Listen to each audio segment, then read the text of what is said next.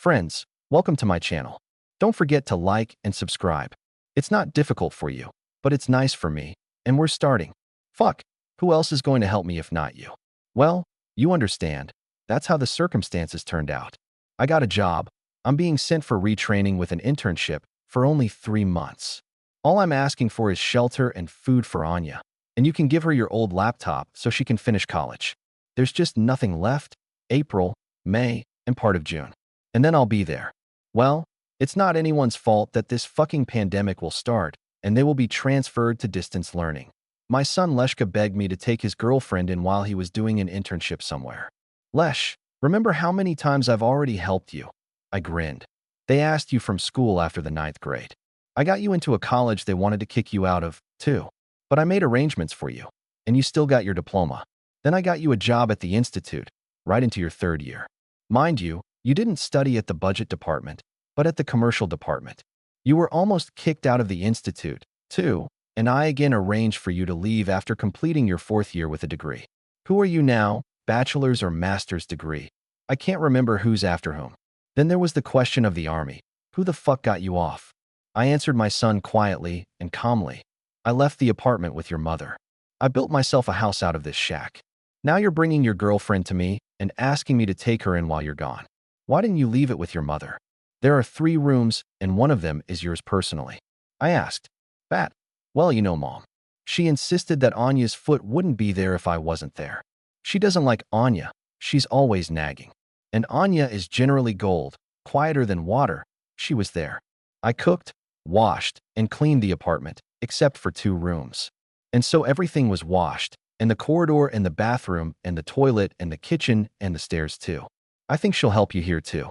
Do the laundry, cook, clean, after school, of course. That you're cooing here alone. It'll be more fun together, the son argued. Who told you I was the only one here? I grinned. Most likely I'll be the only one left if she's seen here. I nodded towards my son's girlfriend, sitting on the couch and listening to our conversation. Come on, you have more than one room here. There's plenty of room for everyone. By the way, I wanted to borrow some more money from you, and I'll transfer it to your bank card from your first paycheck. They gave me a ticket, but I should have my own expenses. The student fees will be paid in a month, and I'll pay you back right away, Leshka promised. You're just like in that joke. Grandma, give me some water to drink.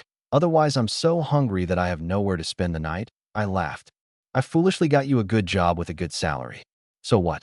You didn't last 3 months there. They asked you to resign. Bat, well, as you won't understand, I want to get settled on my own. You know, get through on my own. You've already done everything for me. Now I've settled in on my own. After the internship, they promise a salary no worse than it was where you arranged for me. My son defended himself. Well, if everything is on your own, then take your gold with you. Let him train with you, and you can study remotely from anywhere. Or is it different? I grinned at him. Yes, it's different. My salary will go up. I will stand on my feet.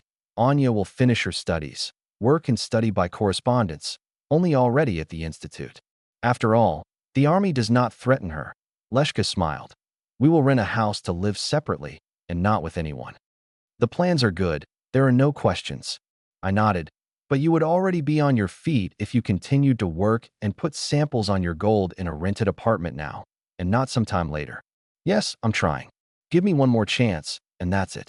3 months and 10,000 rubles, maybe 15. That's all I ask. The son sighed. When's your flight? I asked with a sigh. In 6 hours, Leshka replied, turning on his phone and looking at the time. And we also need to get to the city, pack our things, and get to the airport. I looked at this Anya, who had been sitting in silence all this time, not getting into the conversation, which is commendable. She took off her cap and unbuttoned her jacket. It was warm in my house. Snub-nosed, thin nose, round face, expressive eyes, hair just below the shoulders and bangs pinned with a colored hairpin. Not super beautiful, but very pretty. Her lips also immediately attracted attention. They weren't thin or thick. I'd say they were perfect. All plastic surgeons try to achieve such lips for their clients. How old are you, Gold? I asked, just to see how her lips moved when she talked. It happens that the lips are perfect, but when they start talking, the mouth turns out to be crooked and the whole impression immediately disappears like smoke. I turned 18 in March. Anya replied softly, turning her head in my direction. The mouth moved normally, without curvature. How long have you been with this blockhead? I asked again, nodding at Leshka. A year? No, a little more. We met in January. A little over a year ago, Anya replied quietly, again without showing any curvature of her mouth when talking. So you lived with a youngster until March of this year? I stated, turning to my son. Maybe love is evil, the son laughed. Well, yes, that's what it is, I grinned. Go ahead, call a taxi. It'll cost 500 rubles to get to the city. You're wearing 15,000. I took my wallet out of my jacket hanging on the back of a chair and counted out two 5,000 and 5,000 bills. And here's 500 rubles for a taxi to the city.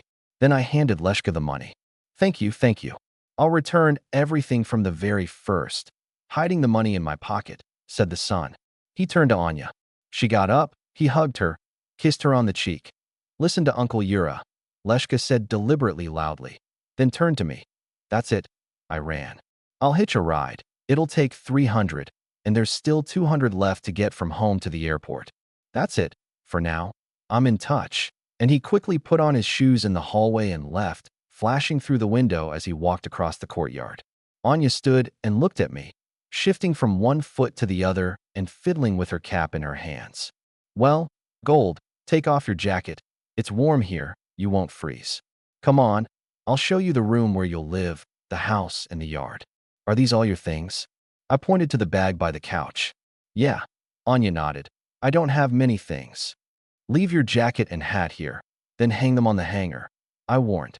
She nodded, took off her jacket, and put it on the sofa, along with her cap. She took the bag and looked at me.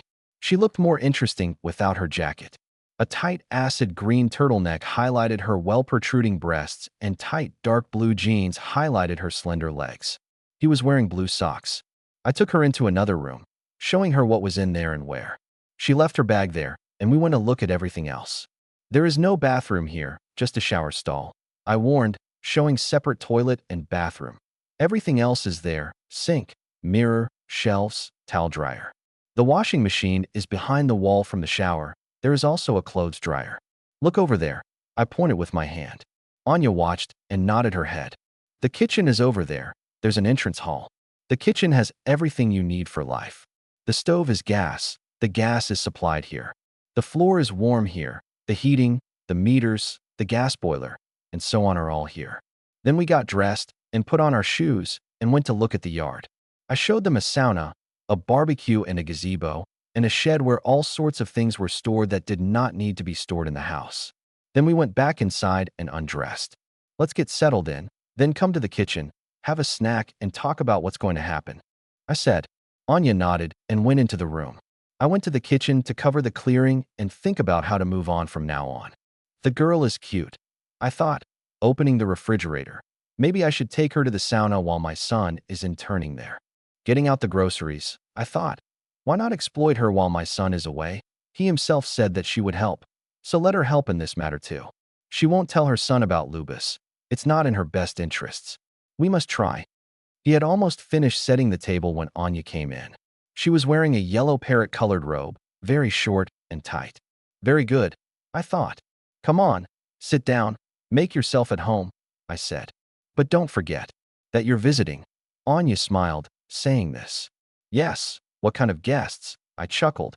Now we'll mark this case and distribute responsibilities. Who will be responsible for what? I'll give you a laptop later, after we eat. It has Wi-Fi set up there. You can do the rest yourself. What you need to download and connect there. Anya nodded, listening to me. What are you standing for? Sit down. I nodded to a chair, took out a couple of mugs, a couple of glasses, put them on the table, then took out a pack of juice and a bottle of moonshine from the refrigerator. I bought moonshine from a local woman, whom I once did a favor by setting up a satellite dish for her. And since then, she has been selling me moonshine, which she made for herself, not for sale. It was well cleaned and had more than 50 degrees in it. The moonshine was infused with cranberry berries and was very easy to drink. The fortress was not felt at all while sitting. But as soon as they got up, they immediately inserted the most do not spoil. This woman sold moonshine. Only ordinary moonshine cost 150 rubles, and this one, infused with cranberries and well peeled, cost 250 rubles per bottle.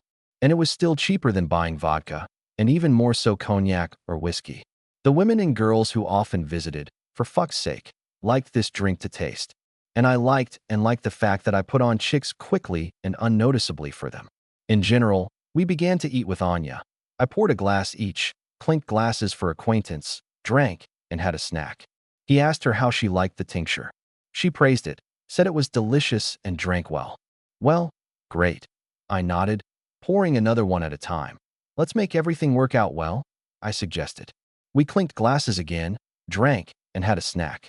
Then we drank 4 more times, first to our son, then to his successful business trip, then to Anya's studies. Then I said a toast beloved by all women, to the fulfillment of desires. In general, I pumped her up with this stick, and then I offered to go look at the laptop, turn it on, and so on. When they brought the laptop to the room where she would live, they turned it on. It became clear that Anya had already inserted it very well, although she tried very hard not to show it. Then we went back to the kitchen, and I poured some more and started talking about my responsibilities. Anyway, look, I'll buy groceries, and you'll cook for the 2 of us. If you want something, tell me, I'll buy it, no question. It is often not necessary to clean the house. Do a wet cleaning a couple of times a month and vacuum and dust once a week. I clean the yard myself. Snow leaves myself. Toilet and shower. See for yourself when to clean. If you need to buy something for you, shampoo or something, say it, don't be shy. It's a mundane matter. Wipe the dust in the bathroom. Wipe the floor in the dressing room, also once a week. We'll go to the sauna with you sometime. Let's steam. I winked at Anya. She smiled drunkenly. It would be great. She hadn't been to a sauna in a long time. We'll definitely go and steam, I confirmed. Let's have a drink. I held out my glass to her. We clinked glasses, drank, and had a snack. Maybe there are some wishes or something confused you from what I said. I asked. No, everything is fine. Anya shook her head. And how to use the washing machine. Let's have another drink and go. I'll show you everything. I replied, taking out another bottle of tincture. They poured, clinked glasses, drank, and had a snack.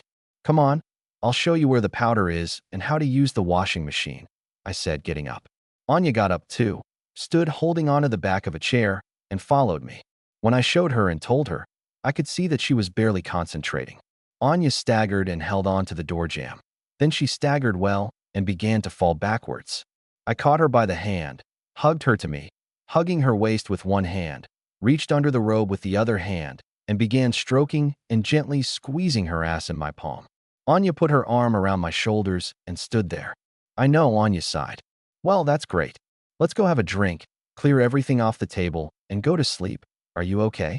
I looked at the girl. Huh. She nodded and held out her hand to me. I helped her move closer to the edge of the couch, then get up. She took off her robe and went to the door. I followed her, guided her at the door to go to the kitchen. In the kitchen, I poured some tinctures for myself and her, and we clinked glasses. Come on, to the close acquaintance that we have had and further cooperation, I suggested. She clinked her glass against mine once more, and we had a drink and a snack. I'll remember everything that happened tomorrow. I feel fine. Anya spread her hands. Then let's drink to our agreement and go to bed, I suggested. Huh. Anya replied, picking up her empty stack and looking at it. I poured the tinctures. There was some food left in our plates. We clinked glasses, had a snack. I put all the dishes in the sink. You'll wash it all tomorrow. I nodded at the sink. Anya just nodded. Well, then let's go to bed. I smiled, helped Anya to the couch, laid her down, undressed myself, lay down and passed out. When I woke up in the morning, Anya was lying next to me and staring at the ceiling. Hi, sweetheart, how are you feeling? I asked. Hi, I'm fine, she replied softly. Do you remember everything that happened yesterday? I asked. Generally, yes, she replied. Great. Do you have classes today? I asked. Yeah, but not in the morning. We won't have our first class, Anya replied. Okay, you'll have time to set up your laptop. Smart girl, I said, stroking Anya. I'm going to wash my pussy, suck me off quickly, but without your hands, as you know how. After school we'll make love, and in the evening we'll go to the sauna. Write to this blockhead that you miss him, that everything is fine. In general, everything is fine.